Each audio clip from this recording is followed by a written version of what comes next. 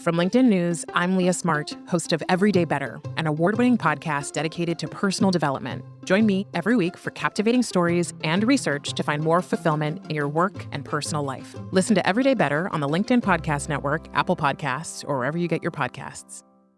From LinkedIn News, I'm Jessie Hempel, host of the Hello Monday podcast. Start your week with the Hello Monday podcast. We'll navigate career pivots. We'll learn where happiness fits in. Listen to Hello Monday with me, Jessie Hempel, on the LinkedIn Podcast Network or wherever you get your podcasts. Hello, my friends, and welcome to another exciting episode of Negotiate Anything. This show is produced by the American Negotiation Institute, and with over 5 million downloads and listeners in over 180 countries, listeners just like you have made this the #1 negotiation podcast in the world. Hi, my name is Kwame Christian, and I am the founder and CEO of the American Negotiation Institute. Here at ANI, we believe that the best things in life are on the other side of difficult conversations, and we are passionate about providing you with the best content that will help you to make your difficult conversations easier, both at work and at home. Lastly, I want to remind you that we offer consulting and conduct trainings, both virtually and in person, all around the world. Our focus is in 3 main areas. First, negotiation and conflict resolution. Second, leadership. And lastly, diversity, equity, and inclusion. Check the link in the description below to learn more about how we could work with you and your team. And now, without further ado, let's jump into the interview.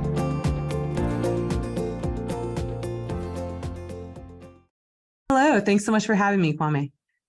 Yeah, it's our pleasure. So how would you get us started by telling us a little bit about yourself and what you do? Sure. Yeah. So currently I'm an assistant professor in the Department of Communication at Ohio Wesleyan University in Delaware, Ohio. I also serve on the board of directors for We Rise, which is a grassroots, community-driven, anti-racist organization in the community where I live. And also in thinking about doing this interview with you, I kind of was reminded of my time as a sales and marketing rep for a medical supply company in between undergraduate and my graduate work. So I don't always think of myself sort of through this conflict or negotiation lens, but it is something that I've been doing for a long time, and now I teach it. Fantastic. Yes. And we're super excited to chat because, first of all, we scheduled this months ago. I'm glad we're able to finally get it together and make this happen. It's like you said, we in our prep beforehand, when we were chatting, you mentioned that we negotiate every day. So even if it's not like the main focus in a transactional type of sense, you're still doing it all the time. Family, friends, students, faculty, staff, and of course on the board too. And you mentioned something really interesting before the conversation started, because I like to start off by just asking, hey, where's your energy going? Like, what when it relates to human interaction, what's really jazzing you up? And you said focusing on the humanity of those we're in conflict with. And I love that. So tell us a bit more about that. Sure. Yeah. And this is something that I've really been sort of working through and thinking through, primarily in my role as an educator, because I think that it's something that we all struggle with, right? When we're in conflict with someone, as you wrote about in your book, right, there are all these emotions that become involved. And so we sometimes forget to sort of see or think about the fact that the person that we're engaging with at the end of the day is a human, just like we are. And when the conflict topics are particularly charged or exciting in some way, right, we tend to sort of let that overshadow or kind of shade our vision on how we feel about, right, that person, which at the end of the day doesn't really get us anywhere. If we're not able to see that humanity, we're not really able to connect with that individual. And so all hopes of really resolving the conflict in any way, or at least managing it, kind of go out the door. Yeah, you're so right. It reminds me of the term, the fog of war, where it's like people get so caught up in the fight that they lose track of why they're even fighting or what they're trying to do. And so when it comes to these difficult conversations we're having day to day, whether it's a negotiation or a conflict, whatever it happens to be, let's get deeper into really what drives this tendency for us to dehumanize the other side. Where exactly do you think that comes from? Well, I think at least in my research background, I would say through the lens of intercultural communication and sort of the idea of othering, right? And so we have these in groups and these out groups, and we just have this propensity as human beings to think of others as members of our out group. And so if you don't look like me, if you don't think like me, if you don't believe the things that I believe, then you must be an other, right? And so when we talk about or think about engaging in conversation with others, we tend to dehumanize them.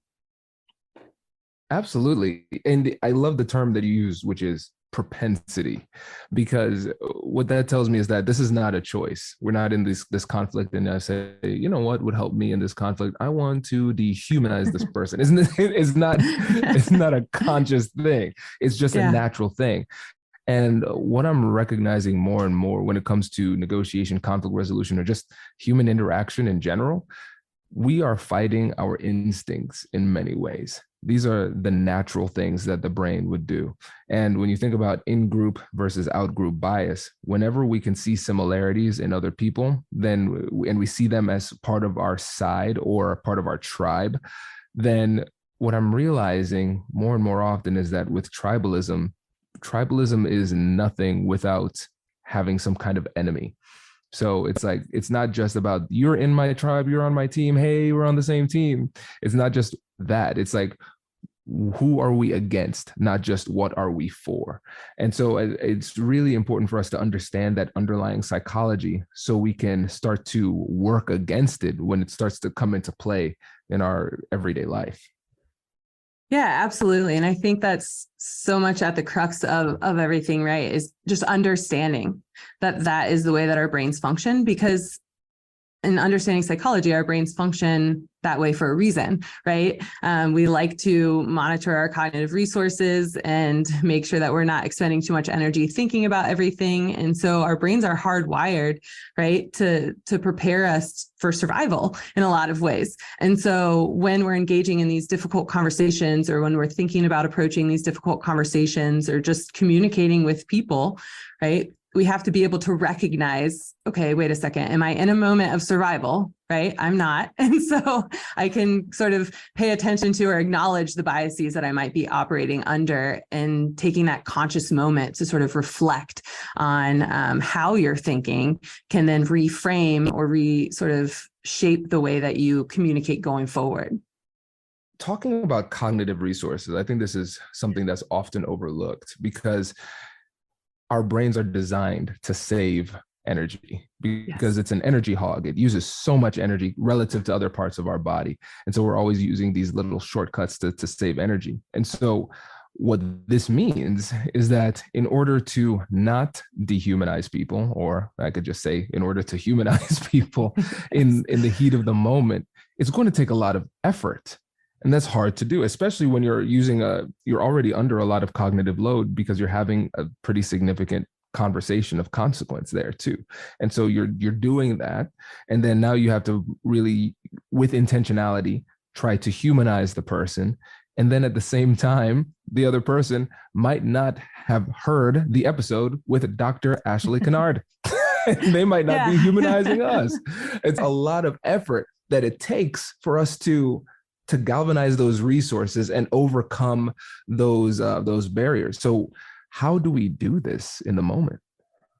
Absolutely. And I think that's a really great question, right? At the heart of it, though, I think it's being conscious and more aware. And so that we're able to be more intentional when we enter into these conversations and thinking about what it is that we're trying to accomplish, what are we trying to do here, and thinking about how we might overcome some of these biases just simply by recognizing them. I also think it has to do with educating yourself, right? And the more that you can try to understand and learn about people and cultures and interactions, you're better prepared to sort of show up in more intentional and engaged ways.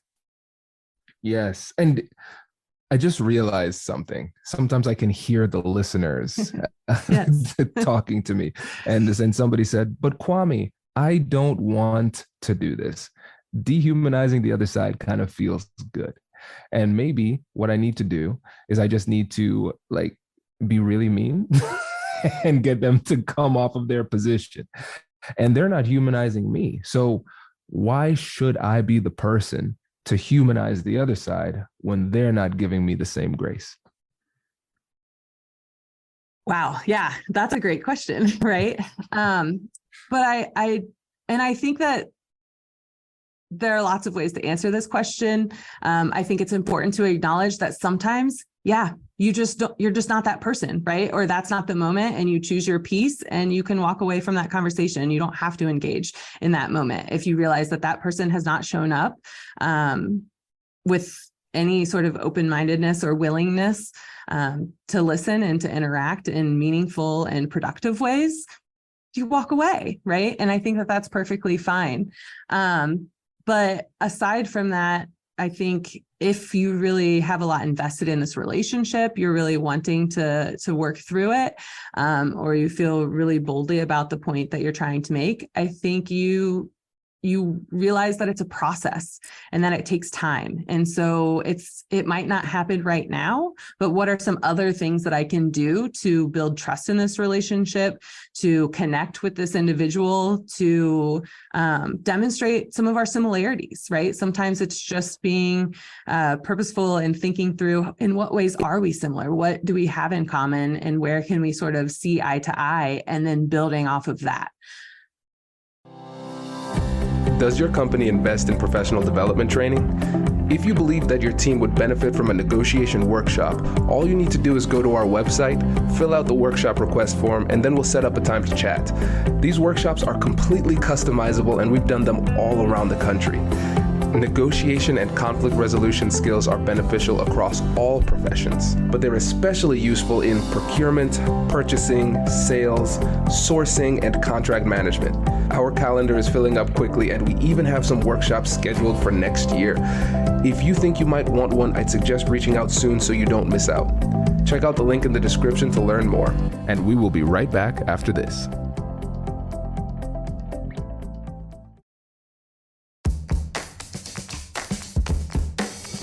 Hey you, I'm Andrew Seaman. Do you want a new job? Or do you want to move forward in your career? Well, you should listen to my weekly show called Get Hired with Andrew Seaman.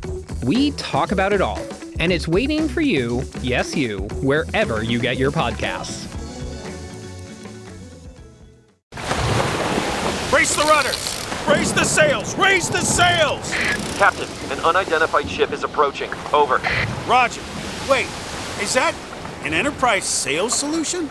Reach sales professionals, not professional sailors. With LinkedIn ads, you can target the right people by industry, job title, and more. We'll even give you a $100 credit on your next campaign. Get started today at linkedin.com/marketer. Terms and conditions apply. Oh, so much good here.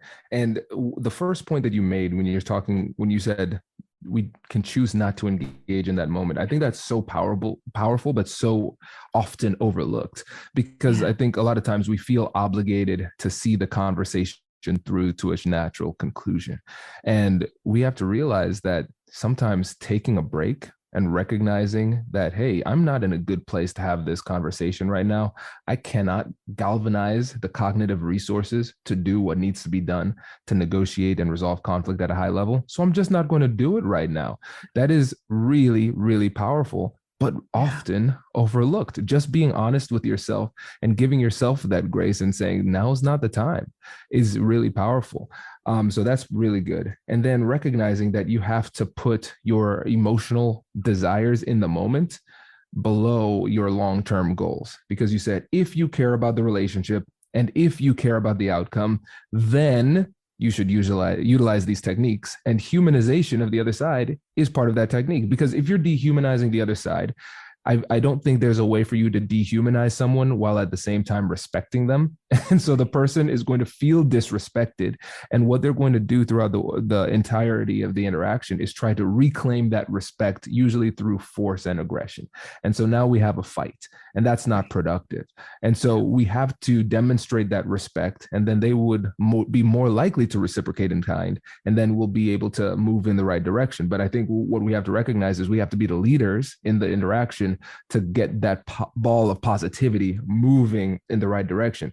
And then you also said it's a process. It's going to take time, because if you've gotten to the point where you are dehumanizing the other side and seeing them as the other, like the evil person, the villain, probably you have a big conflict on your hand, and it's probably going to take more than 2 or 3 minutes to put it together. But when we think about that cognitive resource thing, we have to recognize that patience requires a lot of energy. It requires a lot of time, and sometimes persuasion just takes time.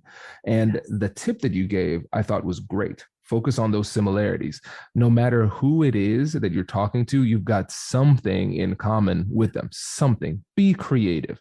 And then you start to find those things, expand on those things. And then what you're doing is you're triggering a little bit of in-group bias.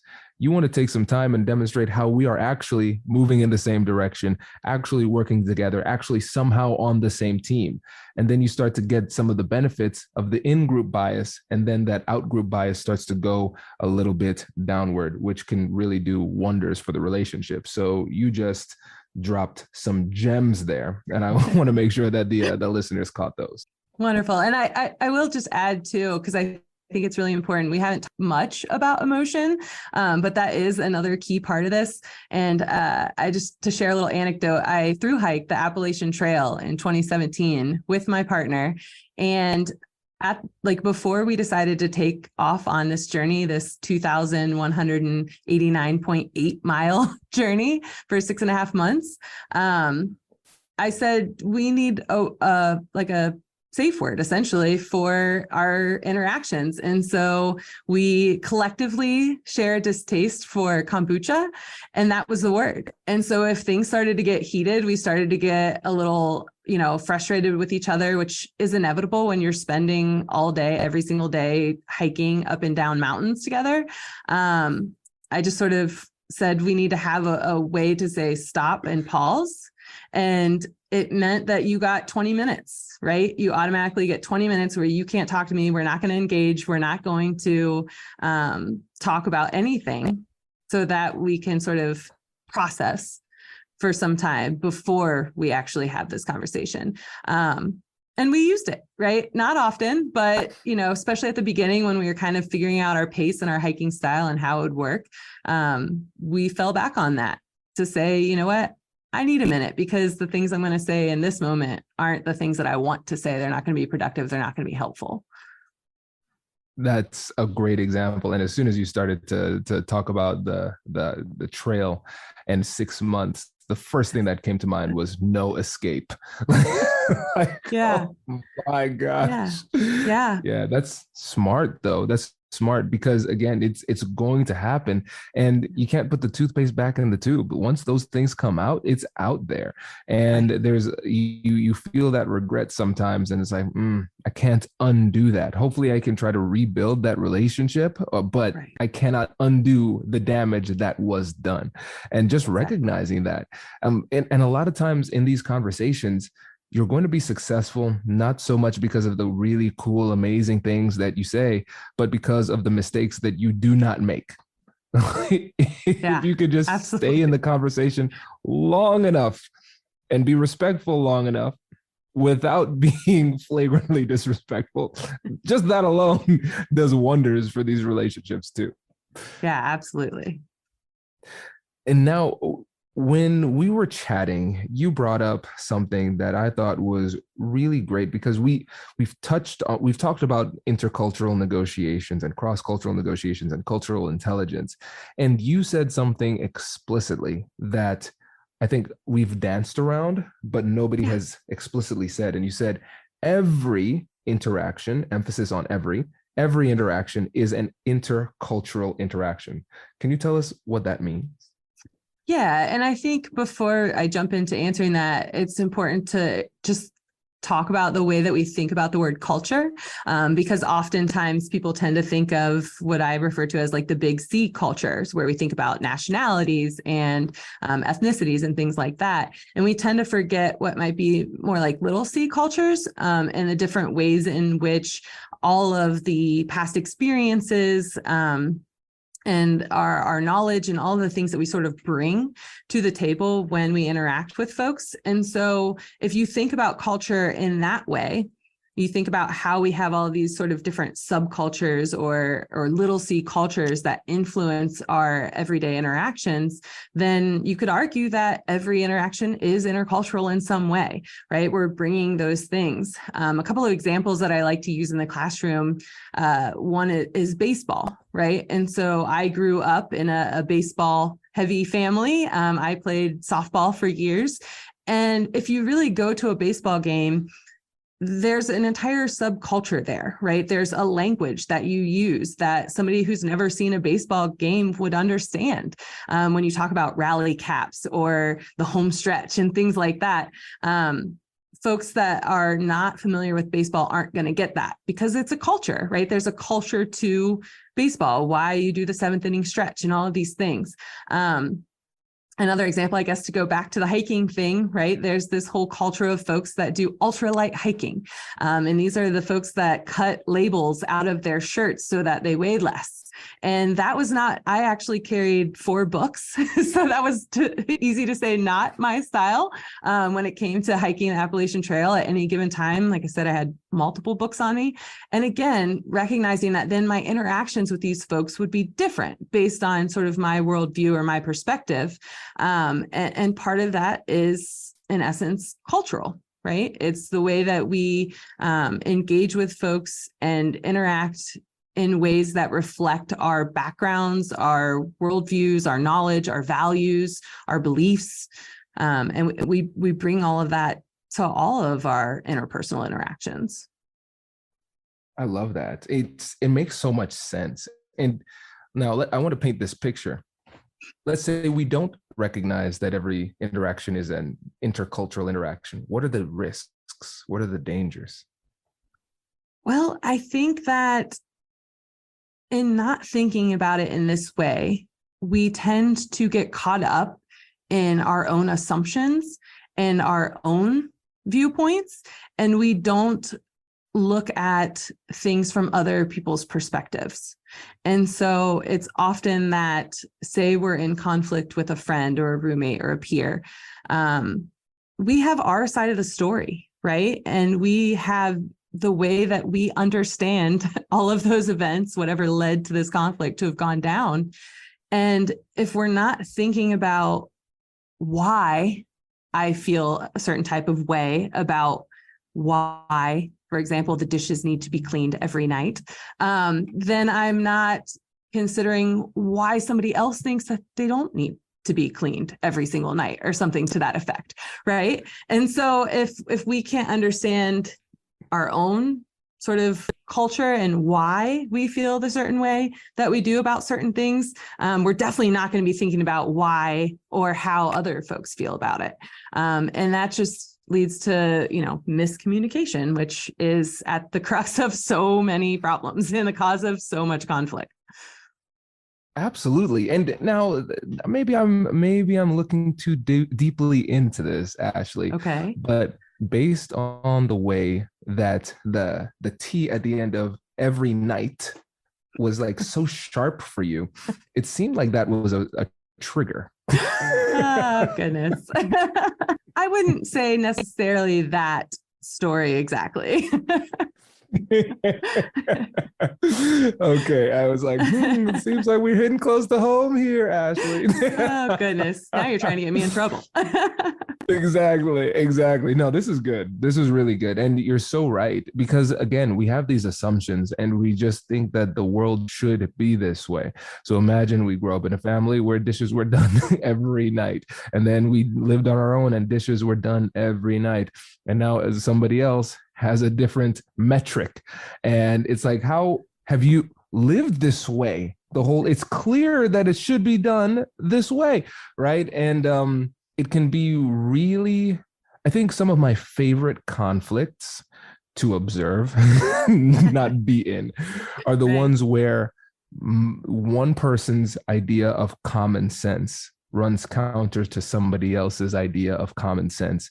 And then for the first time, they have to reconcile with the fact that it's just your way and my way, not right and wrong. How do we address that? I think that's fascinating, but very challenging.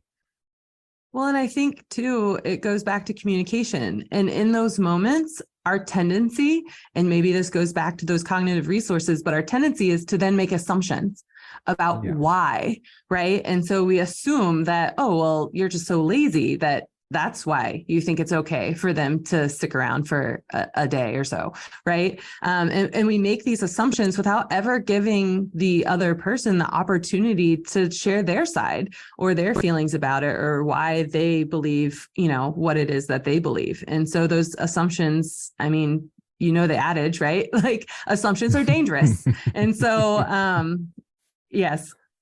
It's just not really a great way to manage a relationship if you're constantly making assumptions about why somebody believes or thinks the way that they do. And again, if you're not then thinking about it through this lens that there might just be different perspectives here or different cultures at work, then you're less likely to engage. You're more likely to assume, and that's where things start to fall apart, I think.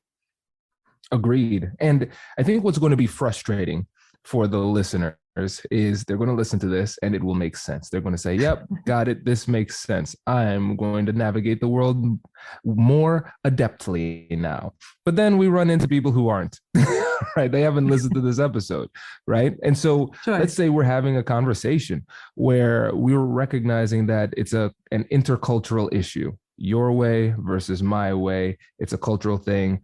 And I'm recognizing some assumptions, but the other person doesn't have that high level recognition and they just keep on thinking that they're right and they're approaching it as if they're right. What advice do you have for our listeners for how to actually handle that conversation? Yeah. And I think that's a really great question.